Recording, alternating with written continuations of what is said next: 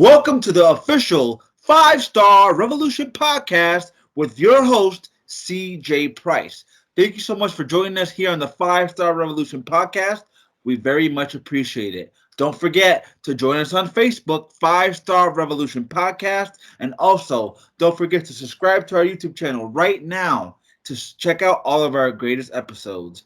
So subscribe and share our page. Tonight, we have a very special guest. His name is Anton Voorhees. How you doing tonight, sir? Hey, I'm doing okay. How are you? I'm doing good, man. Thanks for joining me here today. Of course, happy to. So let's start from the beginning here. I'm not sure if you checked out my other shows. Most people might be tired of this question, but quite frankly, I don't care. It's my show, right? Sure. Were you a wrestling fan growing up? And Oh yeah. if so, who are your favorites? My original favorite wrestler was the Big Boss Man. Back in like the early '90s, seeing a gigantic man throwing high kicks over his head and trying to beat the crap out of Hulk Hogan, I was like, this is my guy right here. So yeah, Big Boss Man was my original favorite wrestler. Once I got into like high school, my favorite wrestler became the Road Dogg, Jesse James, because I liked people that could run their mouths. I was a big Chris Jericho fan, but yeah, those were my original favorite wrestlers. Awesome, awesome. Big Boss Man, God rest his soul. Fantastic wrestler and one of the best big man in the business that was in the business at the time. Agreed. Not really sure about his mic skills because I didn't really hear him talk. But later down in his career when he went to WWF, he had pretty decent mic skills. Yeah, he did that. He fed Al Snow his own dog. That's that's great stuff. Yeah, the Kennel and the Cell match. There Did you you go. enjoy that? No, I didn't enjoy it, but it was fine. So, what was your earliest memory as a wrestling fan? Um, the the first time I ever saw wrestling, my dad showed it to me when I was very young, and I think he was showing it to me to kind of like make fun of it, like, look at this stupid shit. And I saw it, and I was like, this is amazing. I love this stupid shit. So that's my earliest memory of wrestling, and I would kind of catch it on accident because WCW was on at like Eastern time, and I lived in Pacific time, and I was too young to understand what that meant. So I would always accidentally find wrestling, and I just loved it. I loved like the Steiner brothers and the Road Warriors. I was really a big fan of tag team wrestling, and yeah, I started off just finding it on accident when I could, and then eventually like understood how time zones worked, and then was able to watch it regularly. So, when was that moment that popped in your head, like, wow, I want to do this? I think I want to be a wrestler. So when I decided I thought I could be a wrestler was the first time I saw ECW, and I watched Jerry Lynn versus Justin Credible, and for whatever reason I was like, wait, these guys aren't like huge. These guys are like normal human being size.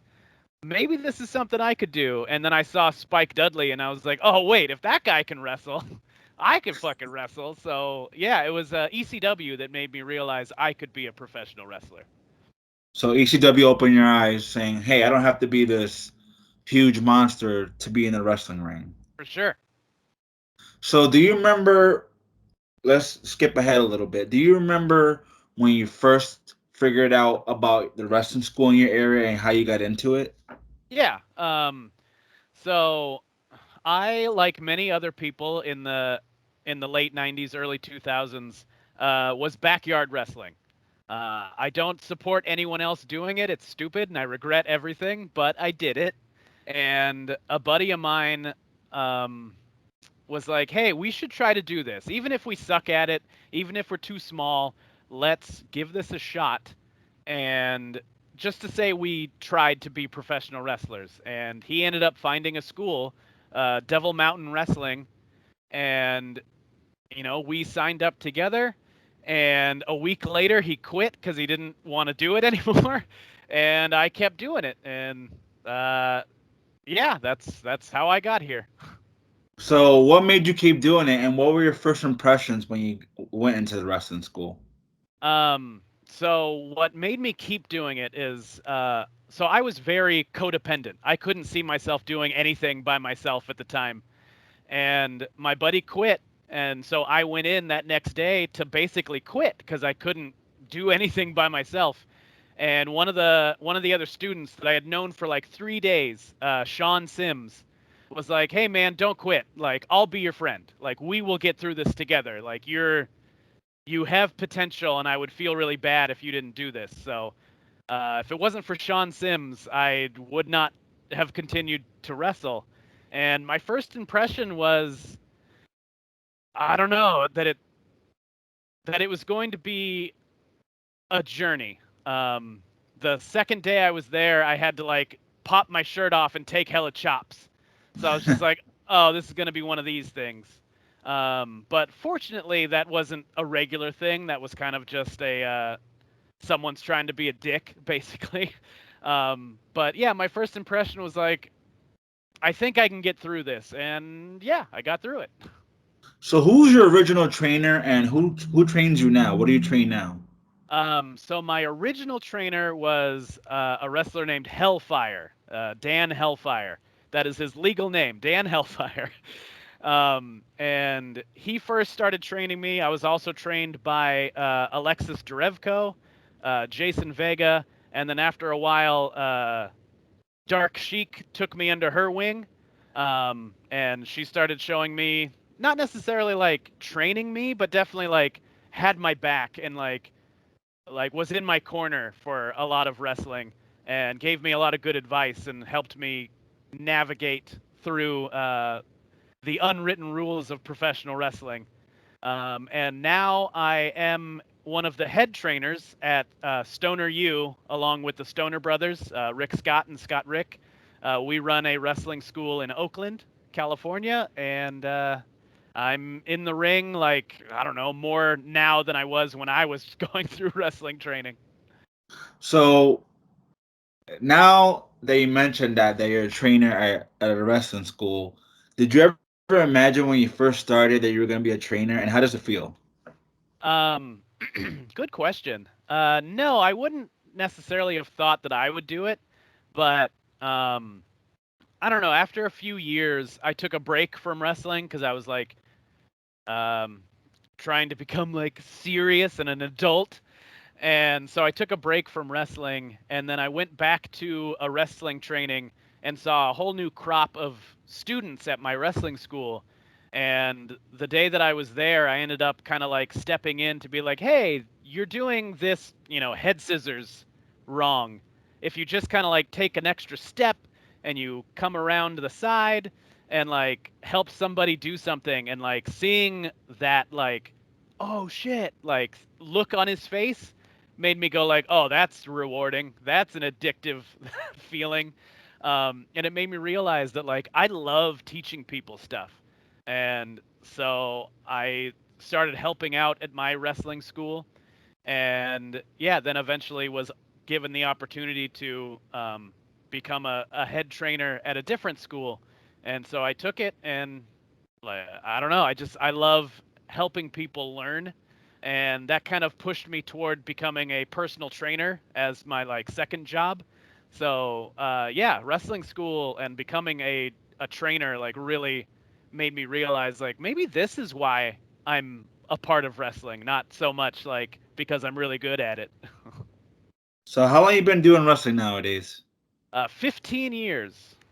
15 years in the business. Yep, So you're considered a veteran. You're known around your area. You're a veteran in the locker room. for sure. How does somebody like you deal with backstage politics? I don't.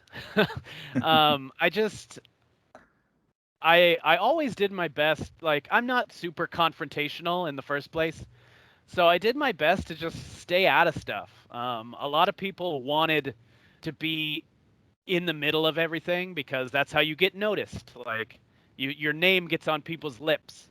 And that was never a concern of mine, which, might be part of the reason that I'm 15 years into the business and not a lot of people know who I am. I'm kind of just now starting to get my name out there because I tried to fly under the radar for a long, long, long time. Um, and now I'm just not worried about it. Like, if a company, wants me to lose every show, whatever, I'll do it. Like, that's fine. I'm still going to put on a great match and people are going to remember me afterwards. So I don't care about the like politics and who's a champion and who's not. Like, I'm just there to wrestle and have a good time and make sure that the crowd is having a good time. And a lot of people, that resonates with an audience more than my win-loss record or what storyline I'm doing at one company in the middle of nowhere. So, uh, yeah, I just try to stay out of the politics side of it and just wrestle and have fun. Hey man, I love that mentality. I wish a lot of people thought like you because there's a lot of backstage politics, especially in independent wrestling, that shouldn't be there. I For mean, sure. independent wrestling should be about learning, getting better, and having fun. But unfortunately, there's companies out there that have backstage politics. But what can you do, you know? I just stay out of it, man. So, what's one thing you wish you knew that you know now? Something I wish I knew. Not every match needs to be the best match on the card. Um, if everyone on a card is trying to have the best match, then yeah, you're going to have a lot of good wrestling or a lot of really bad wrestling, depending on how well you do. Um, but that's not going to stand out. Only the best match will stand out. But if you're, match two and you're wrestling against someone who does comedy wrestling, dive into comedy and people will remember like, yeah, that match was really good, but remember that funny match? Like your goal is to stand out, not necessarily stand out for the one reason of like I'm the best wrestler ever. Period. So I'd say that. So, so speaking about standing out, how do you do that? How do you stand out at different promotions? Um, I think the having fun thing is really a part of it. Um, a lot of people will, when you're talking over your match or whatever, someone will come up and be like, "Hey, would you be okay doing this dangerous thing?" Um, but my question I most often ask is like, "Hey, do you think this is too stupid?" And we go from there because like I like kind of absurd stuff. I like things that are going to stand out and make someone laugh. I'm not afraid to be the butt of a joke.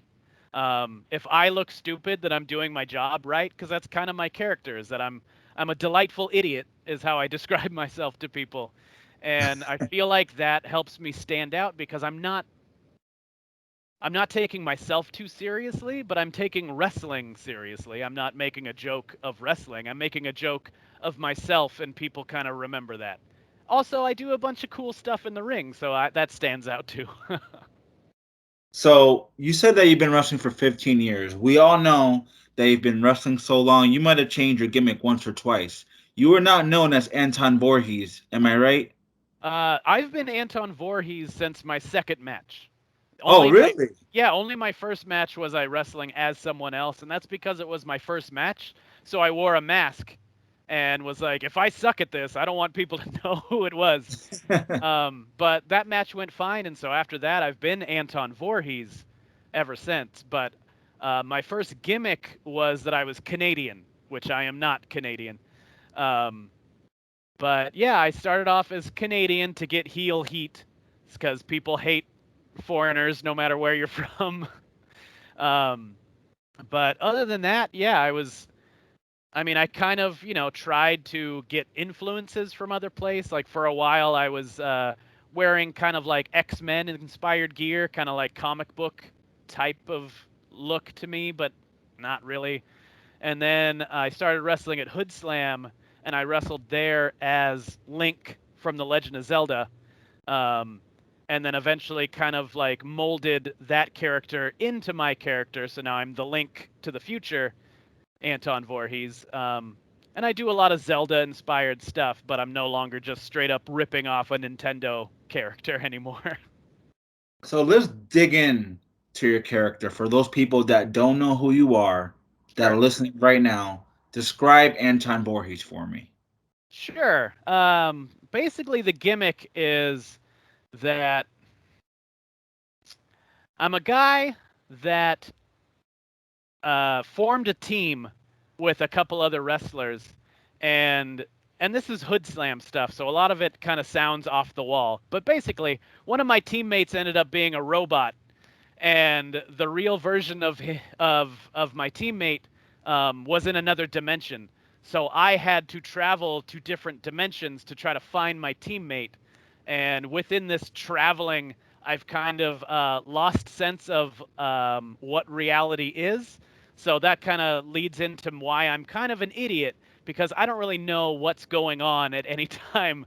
I don't know what where I am or what I'm doing other than wrestling. So yeah, I have a big symbol on my face because I'm allergic to interdimensional travel, and so every time I travel dimensions, that gets bigger. Um, and yeah, I'm kind of basically like if Link from Legend of Zelda was set in the future or in like a post-apocalyptic reality. So like Zelda meets Final Fantasy is basically the character of Anton Voorhees. Man, was I totally wrong. I really thought it was something to do with Jason Voorhees. Not at all. So, what did you come up with that name, Anton Voorhees? Um, so I mean, Anton's my name, so that part was easy.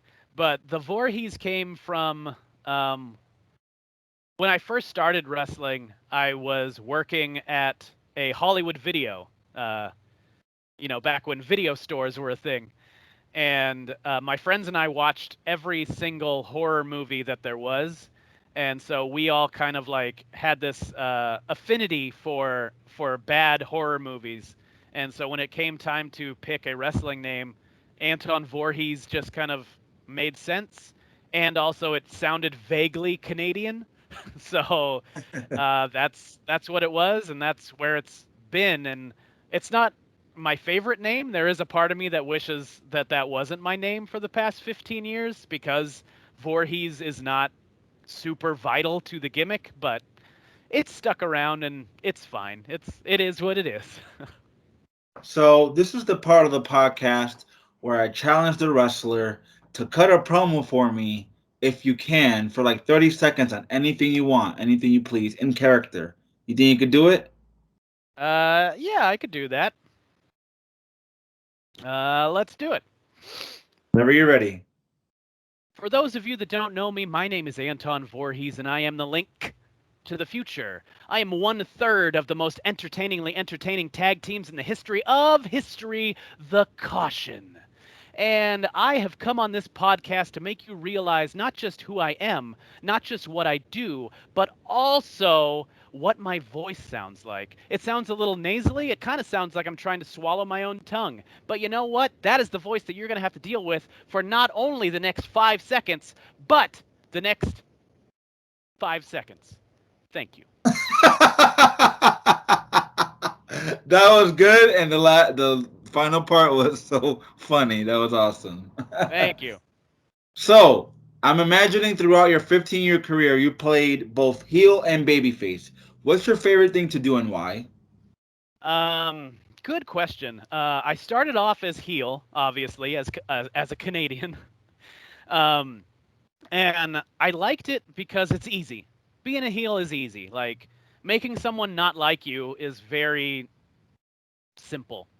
Um, and I was good at making people not like me. I'm very annoying and obnoxious. So that part was fine. I ran my mouth throughout a match. Like, I never stopped talking. And I'd end up talking to myself because I couldn't talk to a crowd for that long, but I'd just be nonstop verbalizing. So I thought I was kind of always going to be a heel, and then I took a break from wrestling, and when I came back, they wanted me to be a face, and I wasn't great at it. But then when I started at Hood Slam and I started wrestling as Link, like, people loved the character so much that it didn't really matter, what I was good at or what I wasn't. People just wanted to see the guy in the green tunic like throw a bomb at somebody.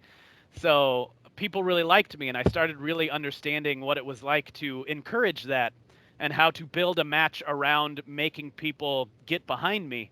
Um, so then when I became Anton Voorhees again, it it made me realize like I can get a crowd behind me, and now I really enjoy doing that. I like making a crowd laugh. I like them being on my side, not because they're supposed to be, but because they want to be.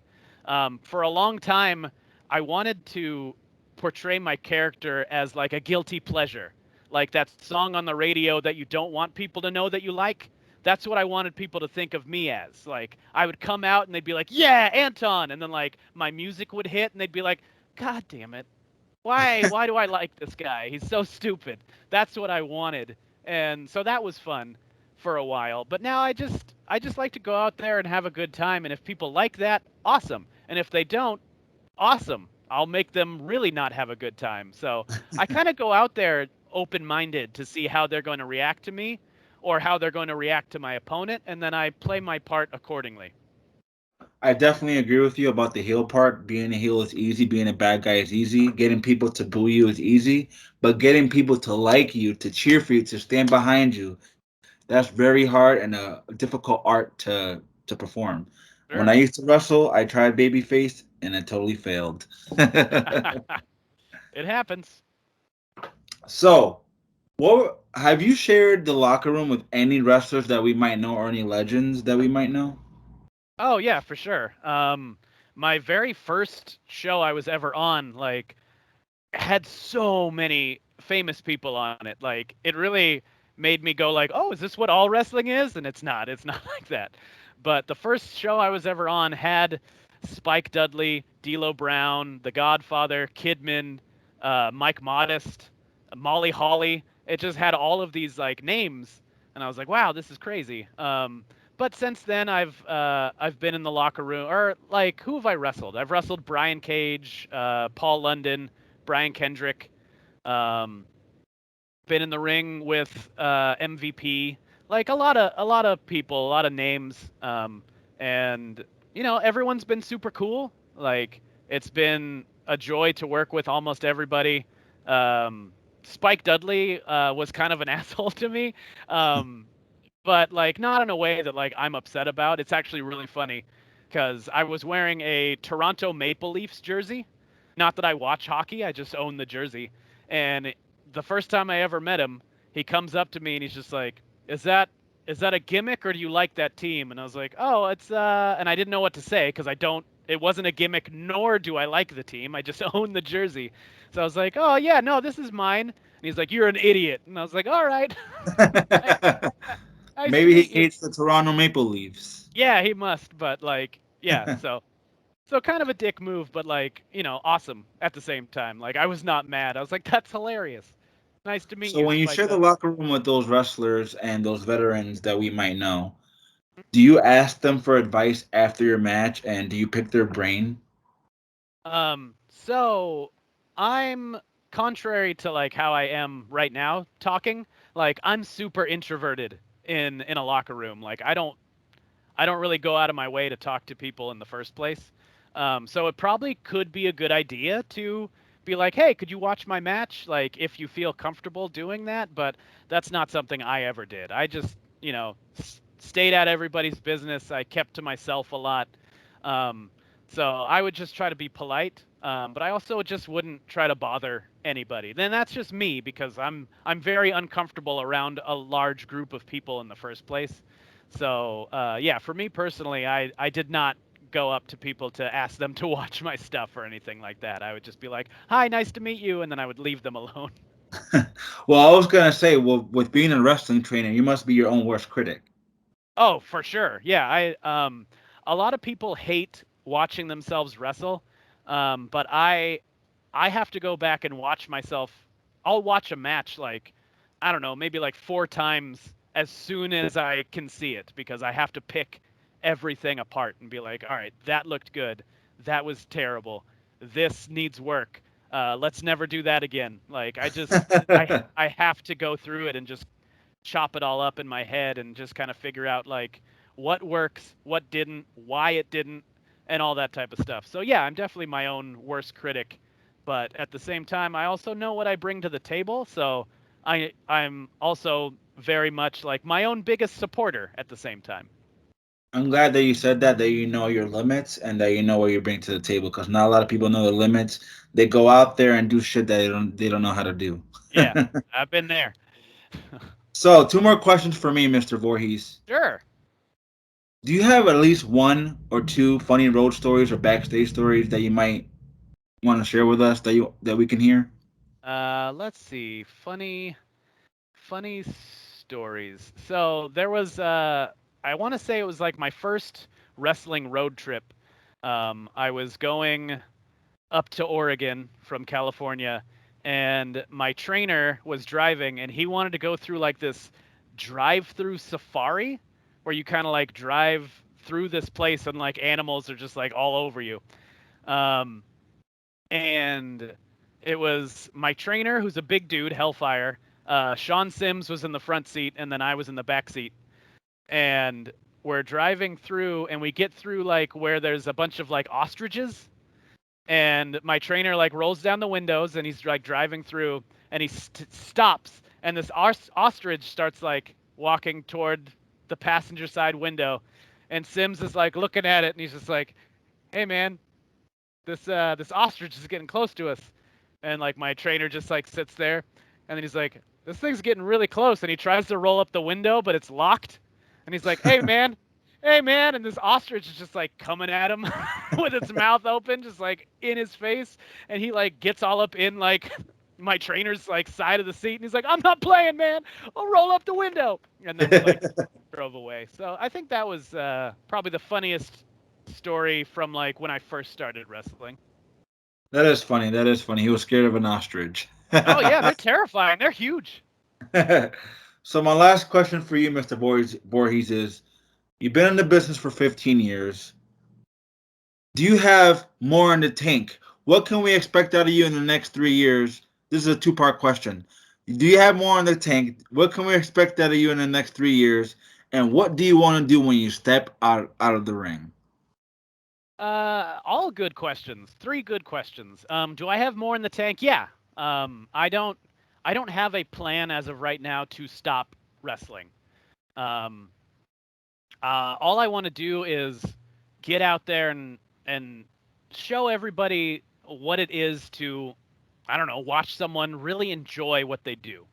I think there's a lot of wrestlers out there that want to be the best, and more power to them. I hope they all become the best. um, but my goal is to just go out there and do what I do as well as I can. Do my best. And I think what that is just entertain people. So my goal is to go out there and entertain people to the best of my ability, and I think that I entertain people in a way that no one else really does. So I think that I add to any wrestling show that I'm on in a way that wouldn't be there if I wasn't there. That is the confidence that I bring into wrestling. And once I'm not wrestling anymore, I know for a fact that I can commentate because I used to commentate regularly for a company called Glam, which was a Hood Slam sister, like women's focused wrestling show, and I commentated that show. I helped promote that show. I helped book that show. So I know that I have a lot of stuff that I can give back to wrestling. But my main thing is that I'm going to keep training people how to wrestle because that's why I am the link to the future, because I'm helping train the future of professional wrestling with every new student that comes through Stoner U. And yeah, I have lots of ways to continue to give to wrestling. I just don't know when that moment will be where I'm like, okay, the wrestling part is not what I'm contributing anymore. That's a very good answer, and I hope you can do that, man. I can see you Thanks. doing the broadcasting in your future. So Yeah. where can our fans follow you? Where can our fans catch you on social media? You can check me out on Facebook. I'm there as Anton Voorhees. You can check me out on Instagram and on Twitter. My handle is link the number two, the word future, the letters FTF. Link to future FTF. Um, I don't do social media super well. I'm not one of those people that's like great at social media, but I post videos and I say some funny things every once in a while. I try to be a very uplifting force on my social media. I don't kayfabe on my social media. I'm not like in character. So if I'm in a rivalry with somebody and they're like, "I'm gonna kill you," I'll be like, "Haha, that's silly. I love you. Let's go eat food."